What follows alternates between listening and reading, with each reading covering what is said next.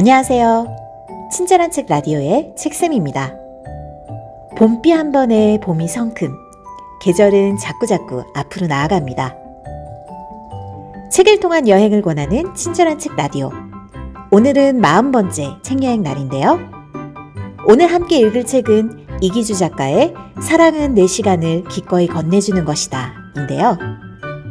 책은 작가가 그동안 펴낸 언어의 온도, 말의 품격, 글의 품격 등 기존의 책에서 뽑은 글들에 새로운 글을 더한 작가의 첫 번째 앤솔로지입니다.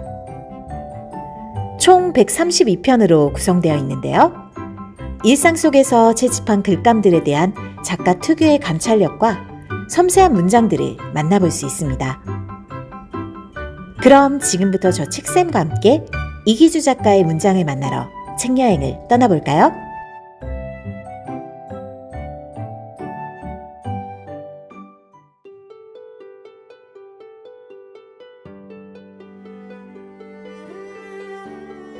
옛말에 이청득심이라고 했다. 귀를 기울이면 사람의 마음을 얻을 수 있다는 뜻이다. 일리가 있다. 독일의 철학자 게오르크 헤겔은 마음의 문을 여는 손잡이는 바깥쪽이 아닌 안쪽에 있다고 말하지 않았던가. 상대가 스스로 손잡이를 돌려 마음의 문을 열고 나올 수 있도록 상대를 배려하고 존중해야 한다. 그런 뒤에야 마음을 얻는 것도 가능하다. 대개 어떤 문제와 그에 상응하는 답은 보이지 않는 투명한 끈으로 느슨하게 이어져 있다.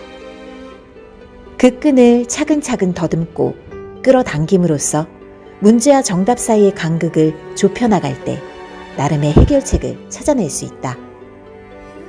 그러므로 잘 말하기 위해서는 우선 잘 들어야 한다. 상대의 주장에 동의하지 않더라도 그의 말할 권리를 존중하고 귀를 기울여야 한다. 삶의 지혜는 종종 듣는 데서 비롯되고 삶의 후회는 대개 말하는 데서 비롯된다.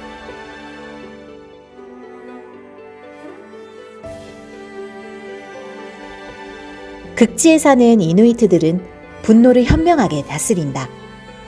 아니, 놓아준다. 그들은 화가 치밀어 오르면 하던 일을 멈추고 무작정 걷는다고 한다. 언제까지? 분노의 감정이 스르륵 가라앉을 때까지.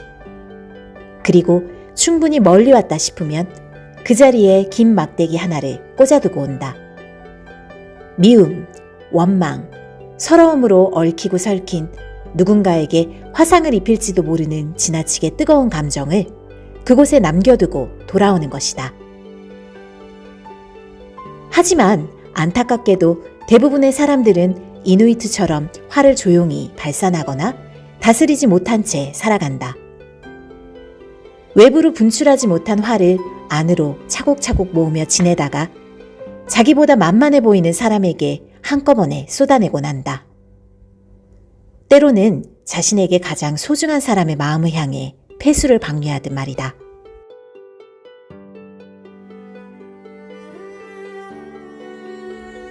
숨막히는 세상이다. 정제되지 않은 예리한 말의 파편이 여기저기 튀어올라 우리의 마음을 긁고 핥힌다.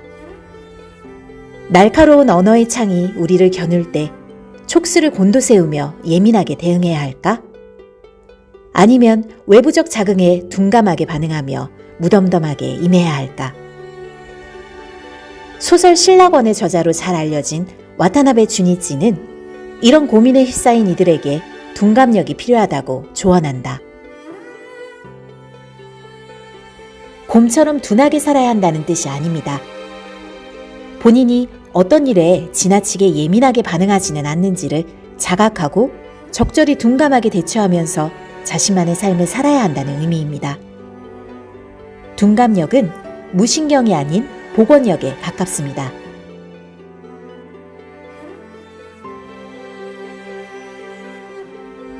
무협 영화를 보면 고수는 소리 없이 강하지만 하수는 소란스럽다.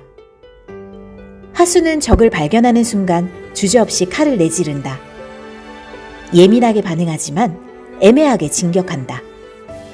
그러면서 전력을 쉽게 노출하고 늘 싸움에서 패배한다.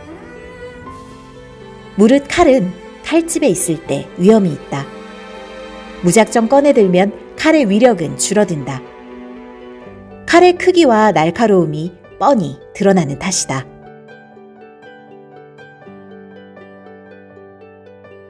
종종 공백이란 게 필요하다.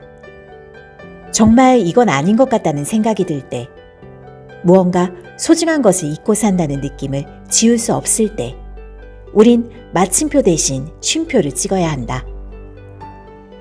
공백을 갖는다는 건 스스로 멈출 수 있다는 걸 의미한다. 제 힘으로 멈출 수 있는 사람이라면 홀로 나아가는 것도 가능하리라. 그러니 가끔은 멈춰야 한다. 억지로 끌려가는 삶이 힘겨울수록, 누군가에게 얹혀가는 삶이 버거울수록 우린 더욱 그래야 하는지 모른다.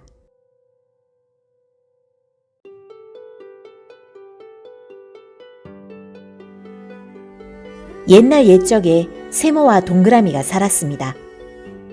둘은 언덕에서 구르는 시합을 자주 했는데 동그라미가 세모보다 늘 빨리 내려갔습니다.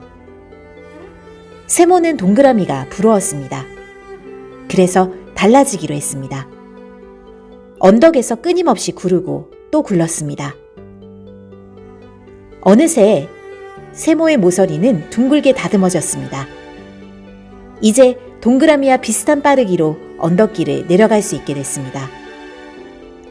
하지만 천천히 구를 때 잘 보이던 언덕 주변 풍경을 제대로 감상할 수 없었고 구르는 일을 쉽게 멈출 수도 없었습니다. 세모는 열심히 구른 시간이 아까웠습니다. 시간을 되돌려 과거로 돌아가고 싶었습니다. 하지만 어쩔 도리가 없었습니다. 겉모습이 거의 동그라미로 변해버렸기 때문에 두 번 다시 세모로 돌아갈 수 없었습니다.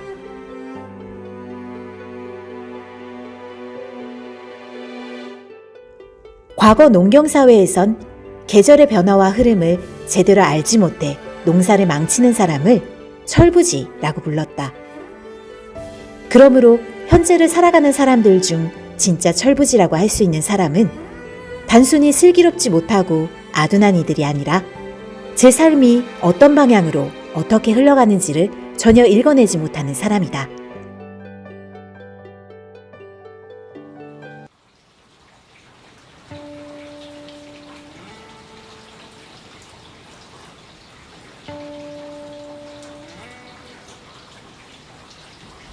나란 사람이 어디까지 와 있는지 자주 돌아보곤 합니다. 마침표 대신 쉼표를 찍을 수 있는 사람, 스스로 멈출 수 있는 사람, 제 힘으로 나아갈 수 있는 사람. 이기주 작가가 말하는 그런 이가 되는 것이야말로 일생 동안 내가 되어야 할 사람인 듯 합니다. 친절한 책 라디오, 오늘은 여기까지. 좋아요와 구독, 댓글인 책여행 후기로 여러분과의 소통을 기다립니다. 오늘도 저와의 책여행에 동행해 주셔서 고맙습니다.